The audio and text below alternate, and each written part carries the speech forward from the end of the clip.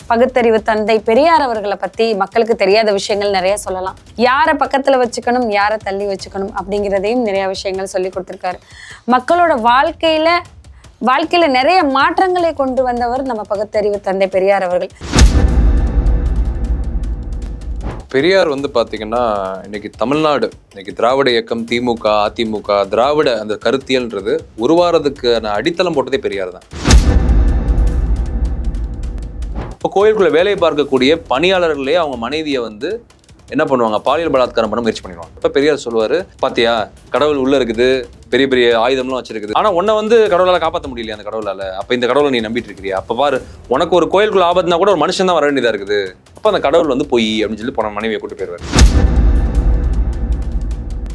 காசி போயிருக்கப்ப பாத்தீங்கன்னா ஒரு மடத்துக்கு போறாரு சாப்பிட்றதுக்கு, பிராமணர்களுக்கு மட்டும் தான் அங்க சாப்பாடு, உனக்கு கிடையாது சூத்திரான்னு சொல்லி வெளியே துரத்தி விட்டுருவாங்க. பிராமணர்களை மட்டும் அலோவ் பண்ணிருக்காங்க. ஆமா, காசியில ஒரு மடத்துல. அப்போ பெரியார் நானும் மனுஷன் என்ன உள்ள விட மாட்டீங்க அப்படின்னு கேட்கிறாரு. கேட்டோன்னே இல்ல நீ பிராமணன் கிடையாது, நீ நான் பிராமின், வெளியே போடான்றான். அவர் போகாத இடங்களே கிடையாது தமிழ்நாட்டில். கன்னியாகுமரியில இருந்து சென்னை வர அவர் போகாத இடமே கிடையாது, போகாத வில்லேஜ், போகாத கிராமங்கள் எதுவுமே கிடையாது. எல்லா கிராமத்துலயும் எல்லா ஊர்லயும் போய் சுயமரியாதை பிரச்சாரம் பண்ணார். மூடநம்பிக்கை ஒழிச்சிரு, ஜாதியை ஒழிச்சுக்கணும், நம்ம சுயமரியாதையை நம்ம வாழணும், அப்ப நம்ம இந்த சூத்திர பட்டத்தை நம்ம திறக்கணும்.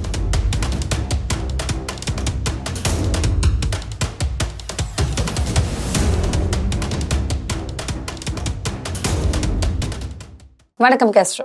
வணக்கம் மேடம். ஸோ நம்ம நிறைய தலைவர்கள், தேசிய தலைவர்களை பத்தி பேசியிருக்கோம், நிறைய போராளிகள் பத்தி பேசியிருக்கோம், வீராங்கனைகளை பத்தி பேசியிருக்கோம். ரொம்ப முக்கியமான ஒருத்தர் இவர், நம்மளுக்கு ரொம்ப ரொம்ப முக்கியமானவர். நம்ம நம்ம வாழ்ந்து கொண்டே இருக்க வாழ்க்கையில டெய்லி நம்ம கூட நிறைய விஷயங்கள்ல நம்ம கூடயே இருக்கிறவர் பகுத்தறிவு தந்தை பெரியார் அவர்களை பத்தி மக்களுக்கு தெரியாத விஷயங்கள் நிறைய சொல்லலாம். இன்னொரு விஷயம் என்னன்னா, நம்ம வாழ்றதுக்கான பேஸ் போட்டு கொடுத்த ஒருத்தர் அவர். எல்லாரும் இப்படிதான் இருக்கணும் இல்லாம நம்ம இந்த மாதிரியான முறைகளை தான் பின்பற்றணும் அப்படின்னு நிறைய விஷயங்கள் சொல்லி கொடுத்துருக்காரு. யாரை பக்கத்துல வச்சுக்கணும், யாரை தள்ளி வச்சுக்கணும் அப்படிங்கிறதையும் நிறைய விஷயங்கள் சொல்லி கொடுத்துருக்காரு. மக்களோட வாழ்க்கையில நிறைய மாற்றங்களை கொண்டு வந்தவர் நம்ம பகுத்தறிவு தந்தை பெரியார் அவர்கள். நம்ம பெரியார் அவர்களை பத்தி நிறைய விஷயங்கள் எல்லாருக்குமே முழுமையா தெரிஞ்சிடறாது. நான் பெரியாரிசத்தை தான் ஃபாலோ பண்றேன், பெரியாரோட கொள்கை தான் எனக்கு பிடிக்கும் அப்படிங்கிற நிறைய விஷயமெல்லாம் சொல்லுவாங்க. அவர் யாரு, அவரை எதுக்கு இவ்வளவு தூரத்துக்கு எல்லாரும் தூக்கி வச்சு கொண்டாடுறாங்க, அவர்னால நம்ம என்ன பயன் பெற்றுட்டோம் அப்படிங்கிற விஷயத்தெல்லாம் நம்ம மக்களுக்கு தெளிவா சொல்லலாம். அவரை பத்தி சில வார்த்தை. பெரியார் பாத்தீங்கன்னா இன்னைக்கு தமிழ்நாடு, இன்னைக்கு திராவிட இயக்கம், திமுக, அதிமுக, திராவிட அந்த கருத்தியல்ன்றது உருவாறதுக்கான அடித்தளம் போட்டதே பெரியார் தான். இன்னைக்கு தமிழ்நாடு கல்வி, பொருளாதாரம், உயர்கல்வி, சுகாதாரம், அதுக்கடுத்து ஒரு என்ன சொல்றது, ஒரு அறிவியல் சார்ந்து, ஒரு முற்போக்கு சிந்தனை சார்ந்து, ஒரு பகுத்தறிவு சார்ந்து, ஒரு வளர்ச்சி, எல்லா துறைகளையும் ஒரு வளர்ச்சி, ஒரு விஞ்ஞான வளர்ச்சியா இருக்கலாம், இல்லை தொழில் வளர்ச்சியா இருக்கலாம், எல்லா துறைகளையும் தமிழ்நாடு இன்ற உயரத்துக்கு அடைந்தது காரணம் பெரியார் தான். எந்த மாற்று கருத்துமே கிடையாது. ஏன்னா எப்படி சொல்றதுன்னா, அவருடைய கருத்தியல் தளம் அப்படின்னு பார்த்தீங்கன்னா கடவுள் மறுப்பு, ஜாதி ஒழிப்பு, சமூக நீதி, அதுக்கடுத்து முற்போக்கு சிந்தனை, பகுத்தறிவு சிந்தனை, அதுக்கடுத்து பார்ப்பனிய எதிர்ப்பு, பிராமண எதிர்ப்பு, அதுக்கடுத்து பார்த்தீங்கன்னா இது மூடநம்பிக்கை ஒழிப்பு. இந்த தளங்கள்ல தான் அவர் ஃபங்க்ஷன் பண்ணார். அப்புறம் சுயமரியாதை இயக்கத்தை உருவாக்கி சமூக சீர்திருத்தம் ஏற்படுத்தினார், ஜாதி ஒழிப்பு. எப்படின்னா அவரை பொறுத்தவரை அவரோட கொள்கை என்பது பார்த்தீங்கன்னா எப்படி சொல்றதுன்னா, அவர் பெரிய கோடீஸ்வர குடும்பம். ஒரு நட்ஷல்ல ஒரு வாழ்க்கையை சொல்லணும்னா பெரிய கோடீஸ்வர குடும்பம், செல்வந்தரான ஒரு வாழ்க்கை அவருக்கு. ஈரோட்டில் அவர் 27 பொசிஷன் இருந்தது அவர் கையில, நகர்மன்ற தலைவராக இருந்தார். அதுக்கடுத்து பார்த்தீங்கன்னா ஒரு செல்வ செழிப்பு உள்ள ஒரு குடும்பத்தில் பிறந்த ஒருத்தர். அவர் சமுதாய நாயக்கர் சமுதாயத்தை சேர்ந்தவர் அவர். அது அப்புறம் இன்னொரு விஷயம் பார்த்தீங்கன்னா, அவர் குடும்பமே பார்த்தீங்கன்னா ஒரு ஒரு மிகப்பெரிய பிஸ்னஸ் ஃபேமிலி. அங்கே ஈரோட்டில் அவர் வீட்டுக்கு நான் போயிருக்கிறேன். அவர் வீடே பார்த்தீங்கன்னா நான் இப்போ போயிருக்க கூட பார்த்தேன், பெரிய பிரம்மாண்டமான ஒரு மாட மாளிகை மாதிரி இருக்கும். அந்த காலத்துலேயே அவ்வளோ பயங்கரமான வீட்டில் இருந்திருக்காரு. அப்போ யோசிச்சு பாருங்க எப்படிப்பட்ட ஒரு செல்வந்தனா இருந்திருப்பான்னு பாருங்க. இப்போ ஒரு பிறப்பு ஒரு ஒரு நல்ல ஒரு ஆர்த்தடாக்ஸ் ஒரு நாயக்கர் ஃபேமிலி, அவரோட ஃபேமிலி ஒரு பாரம்பரியமான ஒரு குடும்பம் அது. ஆமாம், நாயக்கர் குடும்பம். அந்த ஊரில் பார்த்தீங்கன்னா இளமையிலேருந்தே பார்த்தீங்கன்னா இவர் பார்த்தீங்கன்னா ரொம்ப சுட்டியாக இருப்பார். ப்ளஸ் இன்னொரு விஷயம் பார்த்தீங்கன்னா ரொம்ப ஆக்டிவாக இருப்பார், கேள்விகள் அதிகமாக கேட்பார், ஒரு பகுத்தறிவு சிந்தனை, ஒரு முற்போக்கு சிந்தனை, ஒரு அறிவியல் சார்ந்த சிந்தனை அவர்கிட்ட இருந்துகிட்டே இருக்கும். எதையும் நம்ப மாட்டார் அவர் எளிதாக. இப்போ அவங்க அம்மா தீவிரமான ஒரு பெருமாள், ஒரு விஷ்ணு பக்தர். அவங்க அம்மா திருப்பதி ஏழுமலையான கும்பிட்ற குடும்பம் அது. அவங்க அப்போ எப்பவுமே அவங்க குடும்பத்தை சேர்ந்து திருப்பதி போயிட்டு வருவாங்க. திருப்பதி அந்த அளவுக்கு அவங்க வீட்டில் பார்த்தீங்கன்னா ரொம்ப ஹிந்து மத கோட்பாடுகள், அந்த வைணவ வழிபாடுகள் ரொம்ப அவங்க ஃபேமிலி ரொம்ப உறுதியாக இருக்கும். உங்க அப்பா வந்து அந்த ஈரோட்ல பெரிய மண்டிலாம் வச்சு நடத்திட்டு இருந்தாரு, பெரிய பிசினஸ் செக்டார் வச்சு, அரிசி மண்டி வச்சு நிறைய வந்து கொள்முதல் பண்றது, சேல் பண்றது. அப்போ யோசிச்சு பாருங்க எவ்வளவு வருமானம் அவங்ககிட்ட வந்திருக்குன்றது. அப்போ அப்படிப்பட்ட குடும்பத்தை பிறந்தவர் வந்து சின்ன வயசுலேருந்தே வீட்டுக்குள்ள நடக்கக்கூடிய மூட நம்பிக்கைகளை எதிர்த்துட்டே இருப்பார். அவங்க அம்மாவை கிண்டல் பண்றது, அவங்க அப்பாவை கிண்டல் பண்றது. ஒரு வாட்டிலாம் அவங்க அம்மா வந்து பாத்தீங்கன்னா வந்து புரட்டாசி அன்னைக்கு சனிக்கிழமை அப்போ வந்து பாத்தீங்கன்னா வீட்டுல வந்து அவங்க வந்து பெருமாளுக்கு படைச்சிட்டு சாப்பாடு ரெடி பண்ணி வச்சிருப்பாங்க. இவருக்கு நான்வெஜ் தனியா சமைச்சிருவாங்க.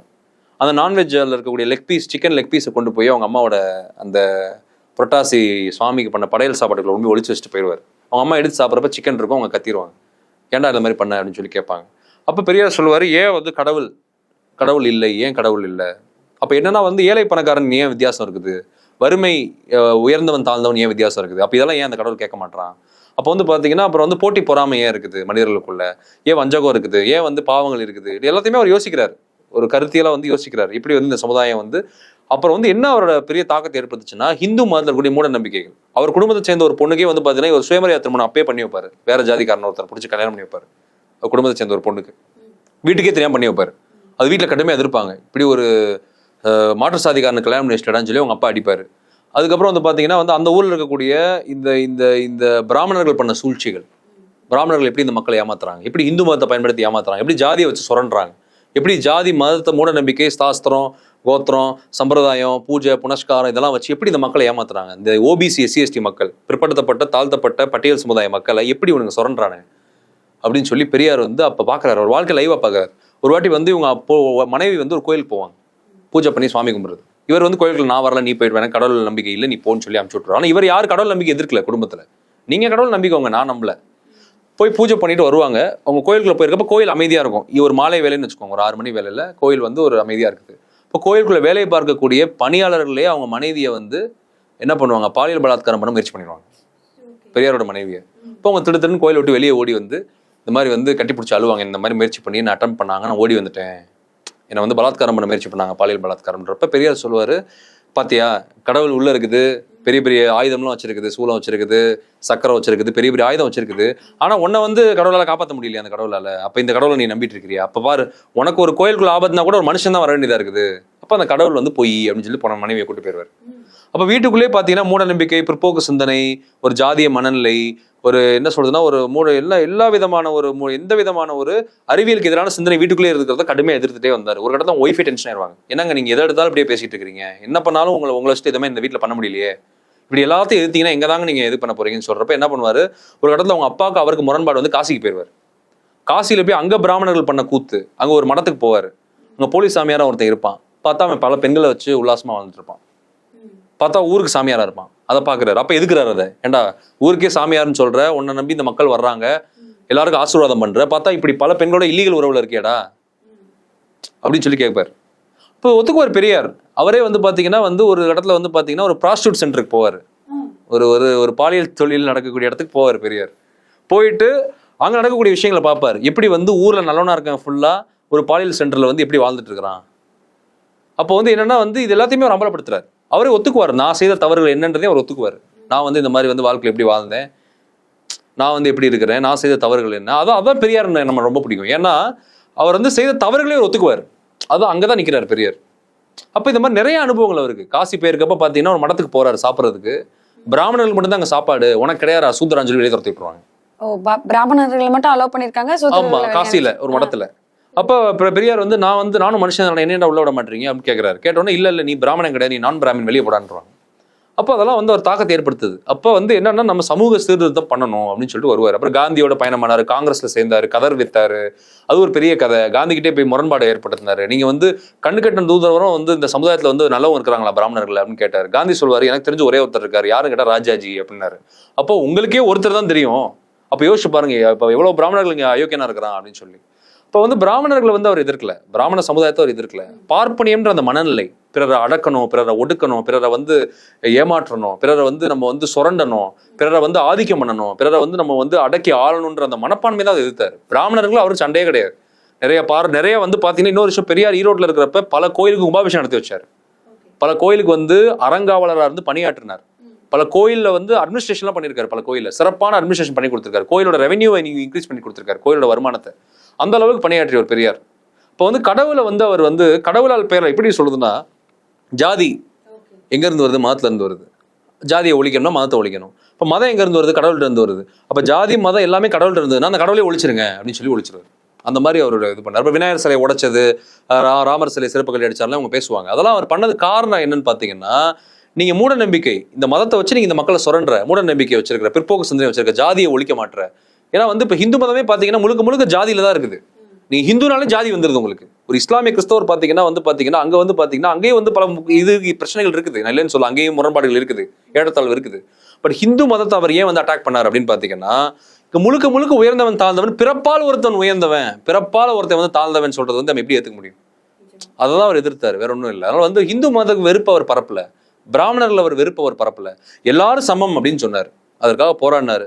போராடி வாழ்நாள் முழுக்க வந்து பாத்தீங்கன்னா அதற்காக அவர் வாழ்க்கை தியாகம் பண்ணார். அதுல எந்த மாற்றுக்கிறது கிடையாது. அவர் காங்கிரஸை சேர்ந்து காங்கிரஸ் அவர் விலகி சுயமரியாதை இயக்கத்தை உருவாக்குறாரு. சுயமரியாதை இயக்கத்தை ஏன் உருவாக்குறாருன்னா, அரசியலில் ஈடுபட மாட்டேன், எனக்கு எம்பி போஸ்ட் வேணாம், எம்எல்ஏ போஸ்ட் வேணாம், முதலமைச்சர் போஸ்ட் எதுவுமே எனக்கு வேண்டாம், முழுக்க முழுக்க சமூக சீர்திருத்தம் அப்படின்னு சொல்லி மக்கள்கிட்ட போய் பேசுறாரு. அப்போ அவரால் வந்து பாத்தீங்கன்னா பலர் வந்து திராவிட இயக்கத்துல, தீக்கால, திராவிடர் கழகத்துல, சுயமரியாதை இயக்கத்துல சேர்றாங்க. தன்னோட ஜாதி பட்டத்தை ஃபுல்லா திறக்கிறாரு. ஒரு இடத்துல பாத்தீங்கன்னா அவர் வந்து எல்லா ஆதிக்க சமுதாயம், முக்குளத்தோர், தேவர் சமுதாயம், நாடார் சமுதாயம், முதலியார் சமுதாயம், கவுண்டர் சமுதாயம், எல்லா ஓபிசி சமுதாயத்தை ஃபுல்லா சேர்த்து வச்சு பேசுவார். இந்த மாதிரி வந்து நம்மலாம் வந்து பட்டியல் சமுதாயத்தில் இருக்கக்கூடிய இடத்துல போய் வேலை பார்க்கணும் அப்படின்றப்ப இவனுங்க சொல்லுவானுங்க, இவர் வந்து ஓபிசியை தான் ஒற்றுமையாக்குவார்னு பார்த்தா இவர் பட்டியல் சமுதாயத்தை கூட சேர்ந்து வேற இருக்குன்னு சொல்றாரு அப்படின்னு என்ன பண்ணுவாங்க, பெரியார் வந்து அவனுங்க மாலை போட்டுட்டு வந்து சொல்லுவாங்க. பெரியார் சொல்லுவார். அப்போ அந்த மாலையை தள்ளி தூக்கி போட்டுருவார். தூக்கி போட்டு, ஏண்டா ஆமாடா எல்லாம் ஒற்றுமை தாண்டா இருக்கணும், பட்டியல் சமுதாயத்தோட நீங்கள் சேர்ந்து தாண்டா இருக்கணும், அதெல்லாம் நான் போராடுறேன் அப்படின்னு சொல்லி கோம கத்துவார். அதுக்கப்புறம் வந்து பார்த்தீங்கன்னா சேரிகள், அவர் போகாத இடங்களே கிடையாது தமிழ்நாட்டில். கன்னியாகுமரியிலேருந்து சென்னை வர அவர் போகாத இடமே கிடையாது, போகாத வில்லேஜ், போகாத கிராமங்கள் எதுவுமே கிடையாது. எல்லா கிராமத்துலையும் எல்லா ஊர்லேயும் போய் சுயமரியாதை பிரச்சாரம் பண்ணார். மூடநம்பிக்கை ஒழிச்சிரு, ஜாதியை ஒழிச்சுக்கணும், நம்ம வந்து சுயமரியாதையை நம்ம வாழணும். அப்போ நம்ம வந்து இந்த சூத்திர பட்டத்தை நம்ம திறக்கணும். சூத்திர பட்டம்னா என்ன? நீ ஹிந்து மதத்தில் பிராமணர்களை தவிர்த்து இருக்கக்கூடிய ஓபிசி, எஸ்சி, எஸ்டி எல்லாருமே சூத்திரம் தான். அப்போ அந்த சூத்திர பட்டத்தை நீ போக்கணும். போக்கி நீ ஒரு மனிதனா வாழணும், சுயமரியாதை உள்ள மனிதனா வாழணும், ஜாதியை விட்டு நீ வெளியே வந்து வாழணும், மூடநம்பிக்கையை விட்டு நீ வாழணும், நீ வந்து கடவுள் மறுப்பை நீ ஏற்றுக்கொண்டு நீ வாழணும். அப்பதான் நீ வந்து ஒரு மனிதனா வாழ முடியும். இப்போ அவர் என்னன்னா, அறிவியல், பகுத்தறிவு, கல்வி, கடின உழைப்பு, ஒரு மனிதனுடைய முயற்சி, உன்னோட அறிவு ஆற்றல், உன்னோட திறமை, உன்னோட அறிவை வச்சு நீ சிந்திக்கணும். நான் சொல்றது கூட நீ கேட்காத, நீ சிந்திச்சாதான் நீ முன்னேற முடியும். அப்ப அந்த உலக நாடுகள் போறாரு, யூரோப் போறாரு, வெளிநாடுகள் எல்லாம் போறாரு, ரஷ்யா போறாரு. ரஷ்யா போய் அங்க இருக்கக்கூடிய சோவியத் புரட்சியை பாக்குறாரு. அதுக்கப்புறம் வந்து பாத்தீங்கன்னா இட்டாலி போறாரு, போப் பிரான்சிஸை போய் மீட் பண்றாரு. இந்த மாதிரி உலக நாடுகள் முழுக்க பயணமாயி அந்த நாடுகள் நடந்தக்கூடிய வளர்ச்சிகள், முன்னேற்றங்களை பாக்குறாரு. ஏனால் அது நடந்ததுன்னு பாக்குறாரு. ரஷ்ய புரட்சி அவர் ரொம்ப கவர்ந்தது அவரை. இந்த மாதிரி உலக புரட்சிகளை ஃபுல்லா பாக்குறாரு. கியூபா புரட்சியை பாக்குறாரு, எல்லா உலக புரட்சிகளையும் பாக்குறாரு. சோவியத் ரஷ்யா பாக்குறாரு, அப்புறம் வியட்நாம் நடந்த புரட்சியை, ஹோச்சிமினோட புரட்சியை பாக்குறாரு, லெனின் பண்ண பயிற்சி புரட்சியை பாக்குறாரு, மார்க்சியத்தை உருவாங்குறாரு. உலக லெவலில் இருக்கக்கூடிய எல்லா புத்தகங்களையும் படிக்கிறாரு. படிச்சுதான் அவர் புரிஞ்சுக்கிறாரு இந்த சமுதாயத்தை. வந்து அதான் சொல்லுவாரு, நீங்க வந்து மேலை நாடுகளோட தன்மைகளை ஏற்றுக்கோங்க, வெஸ்டர்ன் கல்ச்சர்ஸ் ஏத்துக்கோங்க. அதெல்லாம் அழகா சொல்லுவார் பெரியார். புத்தகமும் நூலகமும் தான் நமக்கு தேவை, ஜாதி வெறி, மதவெறி, இனவெறி நமக்கு தேவை கிடையாது. அதுக்கடுத்து வந்து பாத்தீங்கன்னா கல்வி தான் வாழ்க்கையை மாற்றும். கல்வி, கடின உழைப்பு, அப்புறம் வந்து உன்னுடைய அறிவாற்றல், உன்னோட பகுத்தறிவு சிந்தனையும் தான் வந்து தாழ்ந்து கிடக்கக்கூடிய ஏழை, எளிய, ஒடுக்கப்பட்ட, தாழ்த்தப்பட்ட, பிற்படுத்தப்பட்ட மக்களை உயர்த்தும் அப்படின்னு சொல்லி பெரியார் பாடுபட்டார். இதுதான் ரொம்ப முக்கியமான கிராக்ஸ் அவரோட லைஃப்ல. இப்போ சுயமரியாதை இயக்கத்தை தொடங்குறாரு. தொடங்கி பாத்தீங்கன்னா இன்னைக்கு கருணாநிதி, அண்ணா எல்லாம் அவரோட தான் பயணம் வராங்க. அப்புறம் முரண்பாடு ஏற்பட்டு அவங்க வெளியே வந்து திமுக ஆரம்பிக்கிறாங்க. அப்போ திமுகவே தாய் கழகம் வந்து திராவிடர் கழகம் தான், சுயமரியாதை இயக்கம் தான். அப்போ வந்து பாத்தீங்கன்னா பெரியார் வந்து பாத்தீங்கன்னா ஒரு ஆட்சி மாற்றம், அந்த 1967க்கு முன்னாடி வரை பாத்தீங்கன்னா தமிழ்நாட்டில் பார்ப்பனர் முதலமைச்சரே இருந்தார் ராஜாஜின்னு. பார்ப்பனர்கள் வந்து எம்எல்ஏவா இருந்தாங்க, எம்பியா இருந்தாங்க. ஈவன் ஜஸ்டிஸ் பார்ட்டியே ஒரு மிகப்பெரிய ரெவல்யூஷன் ஏற்படுத்துச்சு இல்லைன்னு சொல்ல, ஓபிசி யுனைட் பண்ணுச்சு ஜஸ்டிஸ் பார்ட்டி, அதுல எந்த மாற்றுக்கிறது கிடையாது. ஆனால் வந்து பாத்தீங்கன்னா பார்ப்பனர் அல்லாத ஒரு அமைச்சரவை, ஒரு கேபினெட், ஒரு அரசு அமைந்ததுன்னா அது பெரியார் போட்ட விதை. 1967 அண்ணா தலைமையில வந்தது. அப்ப அண்ணா முதலமைச்சர் ஆகிறதுக்கு, நீ கருணாநிதி வந்ததுக்கு, ஜெயலலிதா வந்ததுக்கு, எம்ஜிஆர் வந்ததுக்கு, இன்று இருக்கக்கூடிய முதலமைச்சர் ஸ்டாலின் வந்த வரைக்கும் அந்த பேஸ் போட்டது, அந்த ஃபவுண்டேஷனை தமிழ்நாட்டில் போட்டு கொடுத்தது தந்தை பெரியார் தான். அதனாலதான் பெரியார் நம்ம திராவிட ஒரு பாரம்பரியம் மிக்க ஒரு திராவிட சுவரை கட்டி எழுப்பியிருக்காரு. பெரியார் என்ற சுயமரியாதை சுவர் தமிழ்நாட்டை பாதுகாக்கு நம்ம சொல்றோம். தமிழ்நாடு பெரியார் மண்ணுன்னு சொல்றோம். நான் என்ன சொல்வேன்னா, இன்னைக்கு பிற்படுத்தப்பட்ட, தாழ்த்தப்பட்ட, பட்டியல் சமுதாயம், ஓபிசி, எஸ்சி, எஸ்சி, தமிழ்நாடு இருக்கக்கூடிய தேவர், கவுண்டர், வன்னியர், நாடார், பறையர், பல்லர், சக்கிலியர், அப்புறம் வந்து எல்லா வன்னியர் சமுதாயத்துல இருந்து எல்லா சமுதாயமும் இன்னைக்கு இடஒதுக்கீட்டு முறை 69% இடஒதுக்கீடு இந்தியாவில் எங்கேயுமே கிடையாது, தமிழ்நாடு மட்டும்தான் இருக்குது. இன்னைக்கு எல்லா சமுதாயத்தை சேர்ந்தவங்களும் இன்னைக்கு IAS, IPS, டாக்டர், ஜட்ஜு, இந்த உயர்ந்த பதவிகள் பொறுப்புகளுக்கு போயிருக்கிறாங்க.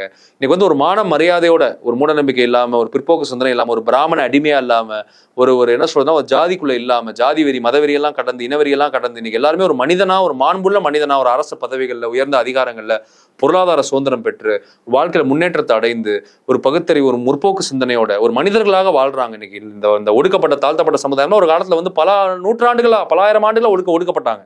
பொருளாதாரம் இல்லாம, கல்வி இல்லாம, வேலை வாய்ப்பு இல்லாம. இன்னைக்கு அவங்களோட அந்த மரியாதை பெற்று இன்னைக்கு உயர்ந்த நிலையில வளர்ந்துருக்கிறது காரணம் இன்னைக்கு தமிழ்நாட்டை சேர்ந்த ஓபிசி, எஸ்சி, எஸ்டி, பிற்படுத்தப்பட்ட தாழ்த்தப்பட்ட சமுதாயம் இன்னைக்கு முன்னேறினது காரணமே தந்தை பெரியாரோட சீர்திருத்தம் தான். அதற்காக அவர் வாழ்க்கையே தியாகம் பண்ணியிருக்காரு. நான் என்ன சொல்றேன்னா, இந்த காணொலி மூலியமா இந்த அவர் வாழ்க்கையை இப்ப நான் இவ்வளவு சொல்லியிருக்கிறேன்.